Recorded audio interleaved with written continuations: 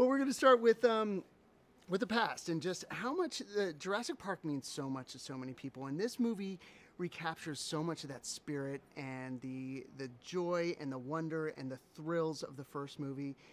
What elements in this film do you think, how does it recapture it in your mind? How does it do that? What are the elements inside of Jurassic World? Well, I mean, I think that, Jurassic Park for me, I'll start there. I saw the movie when I was 12 years old in the theaters opening weekend.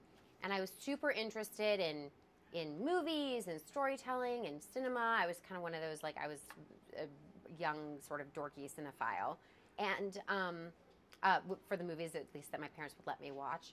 And I remember seeing that film, and it was almost like an aspiring painter seeing the Sistine Chapel for the first time. You know, it was an unbelievable feat of masterful storytelling and breakthrough technology, and kind of the combination of that and what got created is a movie that's ultimately cinematic history, Jurassic Park.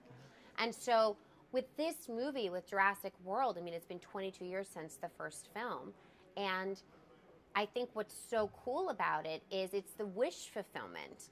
You know, it's John Hammond's dream come to life. It's a fully operational theme park.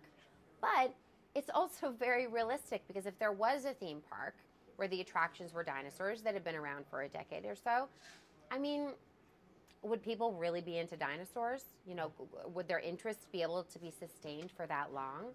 And so the premise of this story is that in order to keep visitors coming to the island and coming to the park, we need to create a dinosaur that's going to capture their imaginations and get them to come and buy tickets again.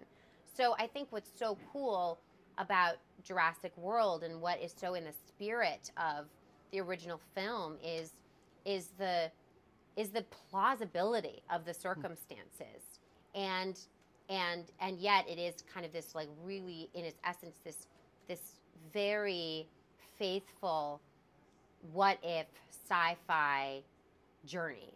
And there's big dinosaurs, so that's cool too. Big dinosaurs. And you mentioned the what if and the John Hammond's dream. Part of this wish fulfillment is that the park is open. Those 4 words. And so if the park were open and you got a chance to go to the park, is there a particular attraction? This movie has so many incredible things and sites inside of it. Is there an attraction that you would want to visit? Okay, so I have 2 answers for that. So one, if there was a real dinosaur park that opened, I would never get anywhere near it, because I've seen the movies, so I know what happens if you go to a dinosaur park. That being said, if we're just imagining, I think definitely the exhibit that I would want to see the most would be the petting zoo. My son actually got to be an extra in the petting zoo scene, and he got to hug the neck of a baby dinosaur, and that was awesome.